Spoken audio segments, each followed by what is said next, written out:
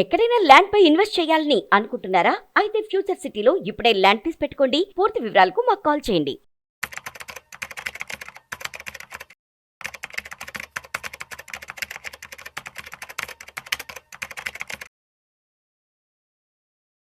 నమస్తే, welcome to Suman TV. నేను విష్ణు. ప్రస్తుతం మనతో పాటు certified financial planner and certified wealth manager Madhavi Reddy గారు ఉన్నారు. మేడం గారితో మాట్లాడదాం.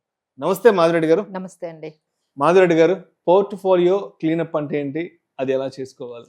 సో మనము అంటే ఒక ఎగ్జాంపుల్ తో స్టార్ట్ చేద్దామండి. ఇప్పుడు మనము దివాళీకి ఇల్లంతా కూడా క్లీన్ చేసుకుంటాం. క్లటర్ అంతా కూడా ఏదైతే మెస్సీగా ఉన్నాయో, పనికిరాని ఉంటాయో, అవసరం లేని ఉంటాయో అవన్నీ కూడా మనం తీసేస్తాం. అలానే ఆఫీసుల్ని కూడా ఎప్పుడెప్పుడో ఉండిపోయిన గార్బేజ్ అంతా కూడా మనం వాడలేని డాక్యుమెంట్స్, పాతవి అన్ని కూడా ఎందుకు క్లీన్ చేస్తామంటే కొంచెం బ్రైట్నెస్ రావాలి. అలానే ఒక పాజిటివిటీ ఎన్విరాన్మెంట్ అనేది మన ఇంట్లో కానీ ఆఫీస్ లో కానీ క్రియేట్ అవ్వటానికి మనం ఈ విధంగా క్లీన్ చేసుకుంటామండి. అదే మనము పోర్ట్ఫోలియో కూడా మనము దాన్ని అప్లై చేయాలి. ఒక్కసారి ఇయర్కి ఒక్కసారి చాలా మంది ఎందుకంటే దివాళీని న్యూ ఇయర్ కింద తీసుకుంటారు కాబట్టి, సో ఈ కొత్త సంవత్సరంగా చాలా మంది కూడా ఈ దివాళీ టైంలో ఎస్పెషల్లీ ఇన్వెస్ట్మెంట్స్కి వచ్చేటప్పటికి ఈ టైంలో పోర్ట్ఫోలియోని రివ్యూ చేసుకోవడం, మానిటర్ చేసుకోవడం, క్లీనప్ చేసుకోవడం అనేది కంపల్సరీ చేసుకోవాలండి. అసలు ఏంటి పోర్ట్ఫోలియో క్లీనప్ అనేది? ఎస్పెషల్లీ ఇప్పుడు మనము ఎగ్జాంపుల్ ఓన్లీ మ్యూచువల్ ఫండ్సే తీసుకుందాం అండి. సో అందరికీ మ్యూచువల్ ఫండ్స్ ఉన్నాయి కాబట్టి, సో మనం మ్యూచువల్ ఫండ్స్ని ఏ విధంగా మనం క్లీనప్ చేసుకోవచ్చు? ఫస్ట్ వన్ ఏంటంటే, చాలా వరకు మనకి ఏంటంటే ఓవర్లాప్ అయిపోతూ ఉంటాయండి. ఎందుకంటే ఈ లాస్ట్ 1 year నుంచి చాలా జరిగాయి. ఒక్కొక్కసారి ఒక్కొక్క రకమైన ట్రెండ్స్ అనేవి మనకు వచ్చాయి. అంటే ఒకసారి డిఫెన్స్ స్టాక్స్ అని, డిఫెన్స్ మ్యూచువల్ ఫండ్స్ అని, ఆ తర్వాత ఎన్ఎఫ్ఓస్, చాలా వరకు ఎన్ఎఫ్ఓస్ వచ్చాయి. ఆ తర్వాత మనకి మిడ్ క్యాప్స్, స్మాల్ క్యాప్స్ అన్నారు. ఆ తర్వాత మళ్ళీ మల్టీ క్యాప్స్ అన్నారు. ఈ విధంగా ఏదైతే మనకి మొమెంటం అనిపించిందో, ట్రెండీగా ఏదైతే అనిపించిందో ఇమీడియట్ గా అవి మనము యాడ్ చేసుకుంటూ వెళ్ళిపోయాము. సో ఈ విధంగా ఓవర్లాప్ అయిపోయాయండి. అంటే ఒక్కొక్క ఆబ్జెక్టివ్ కి 3 స్కీమ్లు. అంటే ఇప్పుడు మీకు స్మాల్ క్యాప్ ఇష్టం అనుకోండి, నిపాన్ స్మాల్ క్యాప్, తర్వాత బంధన్ బ్యాంక్ స్మాల్ క్యాప్, ఆ తర్వాత క్వాంట్ స్మాల్ క్యాప్, ఇలా ఒక 3-4 ఏఎంసీలు స్మాల్ క్యాప్లు. అలానే మిడ్ క్యాప్ అంటే అందులోనే మళ్ళీ 3-4 మిడ్ క్యాప్స్, ఇలా అనమాట. ఈ విధంగా ఒక్కొక్క స్కీమ్ కి అంటే ఒక్కొక్క టైప్ ఆఫ్ కేటగిరీకి 3 స్కీమ్లు అంటే దాన్ని ఓవర్లాప్ అంటామండి మేము. అంటే ఒకటే దాన్ని మీరు ఓవర్లాప్ చేసుకుంటూ వెళ్ళిపోతూ ఉన్నారు. దానివల్ల ఎటువంటి యూజ్ ఉండదండి.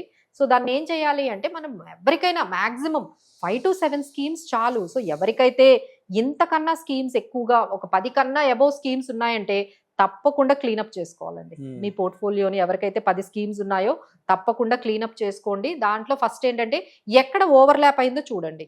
మీకు ఏ కేటగిరీలో ఒకటే కేటగిరీకి సంబంధించి 4-5 ఏఎంసీలు ఉన్నాయనుకోండి, తగ్గించేయండి. ఓకే, ఒక స్మాల్ క్యాప్ పెట్టుకోండి, ఒక మిడ్ క్యాప్ పెట్టుకోండి, ఒక లార్జ్ అండ్ మిడ్ క్యాప్ పెట్టుకోండి. అంతేగాని ఓవర్లాప్, అలానే ఫ్లెక్సీ క్యాప్ అనగానే 3-4 ఫ్లెక్సీ క్యాప్ అనేవి ప్రతి ఒక్కరి దగ్గర యాడ్ అయిపోతున్నాయి. అలానే కొన్ని ఎన్ఎఫ్ఓస్ ఉన్నాయి. ఇలాంటివన్నీ తీసేసి ఫైనల్ గా ఒక లిస్ట్ చేసుకొని చాలు, ఓవర్లాప్ అవ్వకుండా చూసుకొని ఒక 5 to 7 స్కీమ్స్ లేదు మాక్సిమం 10 స్కీమ్స్ కి మీరు కన్స్ట్రెంట్ అనేది అయిపోండి. దానివల్ల మీకు చాలా వరకు క్లీనప్ అనేది మీకు జరిగిపోతాయి. అంటే మనకి ఇయర్ కి కూడా మనం కొంచెం చేంజ్ అవుతూ ఉంటాయండి. మన గోల్స్ మారుతూ ఉంటాయి. ఆ గోల్స్ కి తగ్గట్టుగా, మన ఇన్కమ్ కి తగ్గట్టుగా మనం మళ్ళీ ఏమైనా చేంజెస్ కావాలి అంటే కొన్ని, ఇప్పుడు అంతా కూడా గోల్డ్ అండ్ సిల్వర్ యాడ్ చేస్తున్నారు కదా, ఇప్పుడు అంతా కూడా కమోడిటీస్ అనేవి బాగా ముందుకు వెళ్తున్నాయి కాబట్టి, ఓకే మన దగ్గర కమోడిటీస్ లేదా, సో మ్యూచువల్ ఫండ్ లో కమోడిటీ ఫండ్ యాడ్ చేయండి. ఇన్వెస్కో ఫండ్ ఆఫ్ ఫండ్స్ ఉన్నాయి, Edelweiss fund of funds, silver and gold కలిపినవి ఉన్నాయి, అదొకటి యాడ్ చేసుకోండి. అలానే మనకి డెట్ చాలా మందికి ఉండదండి. అంటే అసెట్ అలొకేషన్ పర్ఫెక్ట్ గా లేకపోవడం సెకండ్ ప్రాబ్లం ఏంటంటే, అసెట్ అలొకేషన్ చేయడం లేదు. అంటే ఉంటే పూర్తిగా ఈక్విటీలోనే ఉండిపోతుంది. సో గోల్డ్ లో మనం ఎంత పర్సెంటేజ్ ఉన్నాము, డెట్ లో ఎంత పర్సెంటేజ్ ఉన్నాం, బ్యాలెన్స్డ్ ఫండ్ లో ఉన్నామా లేదా, మల్టీ అసెట్ ఫండ్ లో ఉన్నామా లేదా, ఇవేమైనా మిస్ అయ్యాయంటే అది కొంచెం అసెట్ అలొకేషన్ అనేది మీ గోల్స్ బట్టి, మీ రిస్క్ టేకింగ్ ఎబిలిటీ బట్టి ఏమైనా మిస్ అయ్యాయనుకోండి, అవి కొంచెం మీరు యాడ్ చేసుకుని ఏదైతే ఓవర్లాప్ అయ్యాయో అవన్నీ మీరు బయటకు వచ్చేయండి. So first one overlap, second one ఏంటంటే అసెట్ అలొకేషన్ ప్రకారం మనం డెట్ లో ఉన్నామా లేదా, గోల్డ్ లో ఉన్నామా లేదా అనేది మీరు స్టార్ట్ చేసుకోవచ్చు. ఇంకోటి ఏంటంటే అండర్ పెర్ఫార్మెన్స్. ఎందుకంటే మీరు చాలా స్కీమ్స్ తీసుకొని ఉండుంటారు. సో అందులో అసలు కొన్ని పెర్ఫార్మెన్స్ చెయ్యట్లేదు. అట్లా వాటిని ఎట్లా మనం ఐడెంటిఫై చేయొచ్చు? అండర్ పెర్ఫార్మెన్స్ అంటే లాస్ట్ 2 years నుంచి మిగతా అదే కేటగిరీ ఉన్న స్కీమ్స్ తో కంపారిజన్ చేస్తే చాలా తక్కువ రిటర్న్స్ వచ్చాయి అనుకోండి, that means these are all underperforming. ఎందుకంటే మిగతావన్నీ బాగా పెర్ఫార్మెన్స్ చేశాయి ఆ కేటగిరీలో, సేమ్ కేటగిరీ. అంటే ఎగ్జాంపుల్ మీరు లార్జ్ అండ్ మిడ్ క్యాప్ కేటగిరీలో మీ దగ్గర ఉన్న ఆ 2 స్కీమ్సే పెర్ఫార్మెన్స్ చేయలేదు, మిగతావన్నీ మంచి పెర్ఫార్మెన్స్ ఇచ్చాయి అనుకోండి. So you have to come out from that. అందులో నుండి మనం బయటకు వచ్చేయాలండి. సో కొంచెం టైం స్పెండ్ చేసి మనకు ఆ కేటగిరీలో ఎంత రిటర్న్స్ వచ్చాయి, మన దగ్గర ఉన్న స్కీమ్స్ ఎంత వచ్చాయి, ఒక 2 ఇయర్స్ వరకు చూడండి.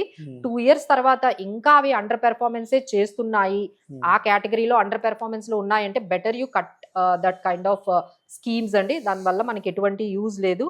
అది ఒకటి మీరు చెయ్యొచ్చు. ఇంకోటి ఏంటంటే మనకి ఇన్కమ్ పెరుగుతూ ఉంటే ఈఎంఐలు పెంచడం అలవాటు అయిపోయింది. ఇలా మీకు శాలరీ పెరగగానే ఇంట్లో ఒక ఈఎంఐ స్టార్ట్ అవుతుంది. అదే ఒక ఫ్రిడ్జ్ కొనాలి, లేకపోతే ఒక కమిట్మెంట్స్, ఒక ఈఎంఐ అవ్వగానే ఇంకో ఈఎంఐ స్టార్ట్ చేస్తున్నారండి. ఒక 2 ఇయర్స్ కార్ ఈఎంఐ అయిపోతుంది. అమ్మయ్య ఒక 15,000 20,000 మిగిలాయని అనుకుంటారు. అనుకున్నంతలోనే వాళ్ళు ఇంకో ఈఎంఐకి వెళ్ళిపోతారు. But that is not the right way అండి.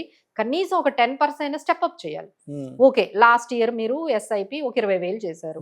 సో ఇప్పుడు ఈ దివాళీ నుంచి ఒక 2,000 ఎందుకు పెంచకూడదు? అది కూడా ఒక రకమైన మనము ఇనిషియేషన్ అండి. ఈ కొత్త ఇయర్కి మేము అందరికీ చెప్తుంది ఏంటంటే, మీకు ఇన్కమ్ పెరిగితే ఖచ్చితంగా ఈఎంఐ కాకుండా కనీసం ఒక 10-20% అయినా మీరు ఇంకొక ఎస్ఐపి స్టార్ట్ చేయడము, అలాంటివన్నీ చేసుకుంటే మనం గోల్స్ అనేవి ఈజీగా మనము రీచ్ అవ్వగలవండి. సో దీస్ ఆర్ ఆల్ మనకి ఈ క్లీనప్ అనేది చాలా ఇంపార్టెంట్. సో చాలా మంది ఏమనుకుంటారంటే, డూ ఇట్ అవర్ సెల్వ్స్, మనం చేసేసుకుందాము, ఇవన్నీ ఇప్పుడు మనకు అన్ని తెలుసు కదా, సింపుల్ గా కాదండి. బట్ అన్ని మనం చేసుకోగలమండి. ఎందుకంటే మనకి ఏఐ ఉంది అందుబాటులో, గూగుల్ ఉంది, మనీ కంట్రోల్ ఉన్నాయి, యాప్స్ ఉన్నాయి, మీకు కూడా నాలెడ్జ్ వచ్చింది, సోషల్ మీడియాలో మీరు కూడా అన్ని నేర్చుకుంటున్నారు. But why we need financial planners అంటే ఓన్లీ ఎమోషనల్ ని కంట్రోల్ చేయడానికి మేము ఉన్నామండి. ఎందుకంటే మీరు ఎమోషనల్ గా డెసిషన్స్ కరెక్ట్ గా తీసుకోలేరు, ఏదో ఒక తప్పులు చేస్తూ ఉంటారు. అంటే మీకు నాలెడ్జ్ లేక కాదు, because of emotions of overlap. అంటే ఓ ప్లాట్ కొనేసుకుందాము, లేకపోతే ఒక బంగారం కొనేసుకుందాము, ఇంకేదో కొనుక్కుందాము, ఫంక్షన్ కి లేదు వెకేషన్ కి వెళ్ళిపోదాము.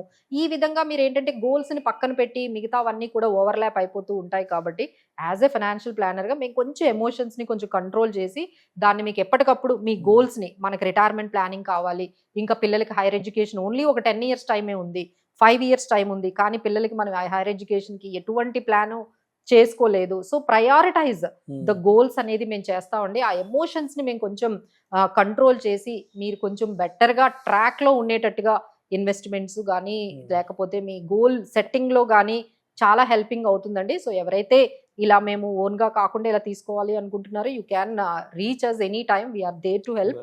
బట్ క్లీనప్ అయితే ఖచ్చితంగా చేసుకోండి. Thank you so much. Thank you.